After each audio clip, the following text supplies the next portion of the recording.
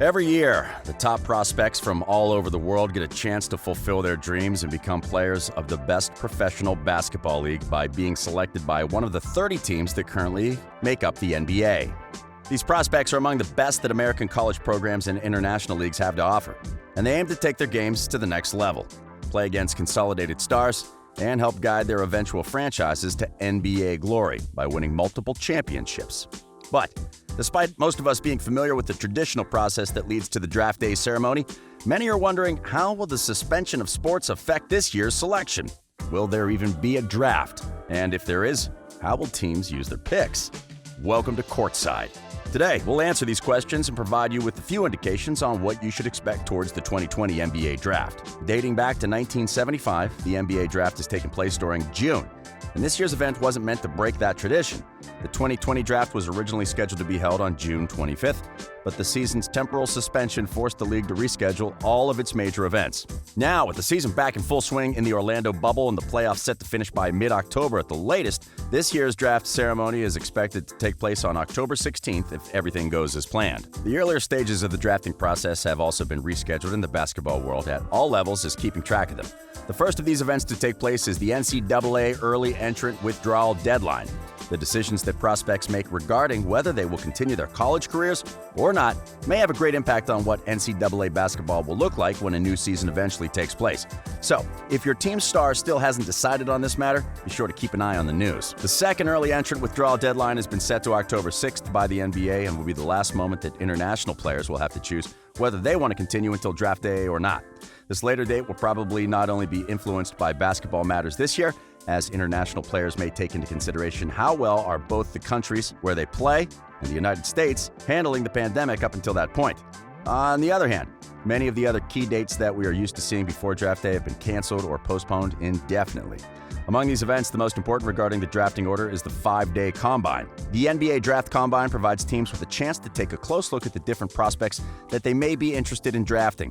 Here, they're able to watch the physical and medical conditions of these athletes, which in some cases can determine whether a player is drafted at a higher or lower position. The league may be considering the possibility of a virtual event, or maybe even a bubble-like setting so teams can take a personal and safe look at the prospects, but as of the date of the release of this video, the NBA hasn't disclosed if it has a plan regarding the Combine. That there may not even be a draft Combine this year, along with the fact that the suspension of college and international play has caused many players to be away from a court for a prolonged period, makes this year's selection process a difficult one, as scouts have had to rely on footage and comments from people that have seen these players in action instead of watching a live game or having face-to-face interviews, and as they have more time than usual to research each prospect, the results to what is expected to be the drafting order have been interesting, to say the least. Over the last few months, there has been no consensus on who should be the top overall pick, or the top 3 selections, or even the top 5 selections.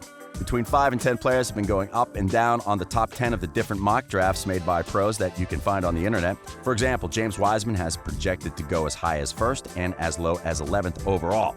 And the same happens with the rest of this class's biggest names, such as LaMelo Ball or Anthony Edwards, to name a few.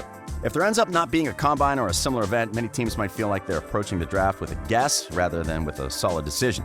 And while there's no way for us to know what each team might be thinking about this situation, one thing that we can more accurately talk about is the eventual order in which teams will make their selections. The draft lottery will take place on August 20th, and while some teams' positions are still not clear as they play in Orlando, there are a few which have their win-loss records already set. The Warriors, Cavaliers, Timberwolves, Hawks, Pistons, Knicks, Bulls, and Hornets were, in that order, the teams with the worst regular season records, which means they'll have the better odds at selecting before the other teams.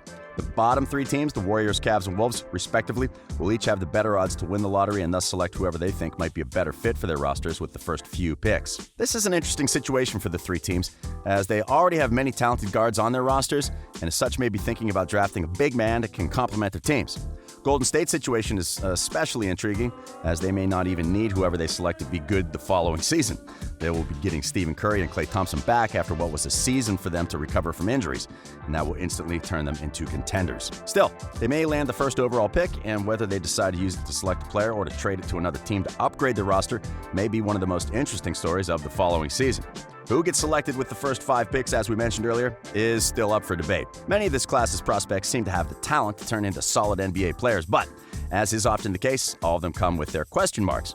Still, we could probably make the case for LaMelo Ball, Anthony Edwards, Deni Avdija, Obi Toppin, and James Wiseman as the best players at their respective positions, with others like Killian Hayes, Onyeka Okongwu, and Isaac Okoro coming closely behind. We talked about LaMelo in one of our earlier videos. He probably has the better overall talent and the biggest upside among his peers, but his effort on the defensive end of the court, his questionable shot selection, and his off-court reputation could make teams think twice before selecting him.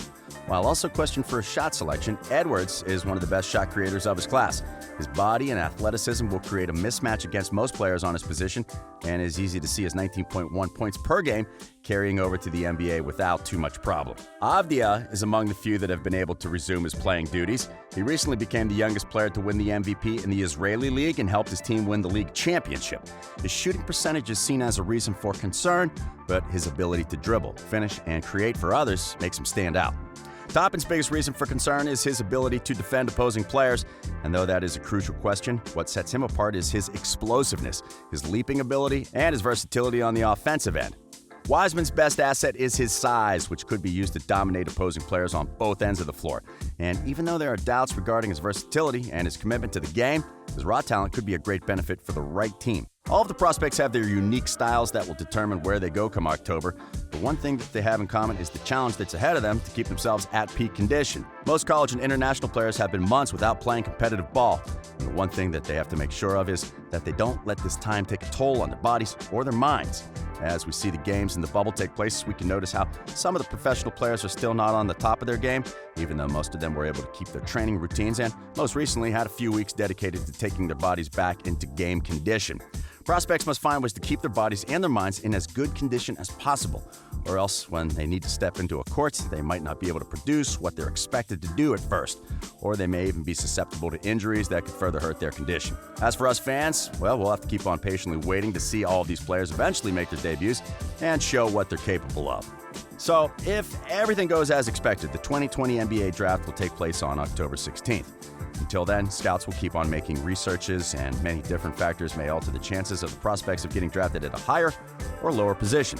Still, barring any possible setbacks, the players we've mentioned so far should be getting their names called come October, and hopefully we'll get the chance to see them play against each other sooner rather than later.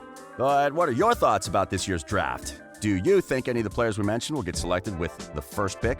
Did we miss any potential star? Let us know in the comments. And if you enjoyed this video, remember to like it and subscribe to our channel for more NBA content. This has been Courtside, and as always, until next time.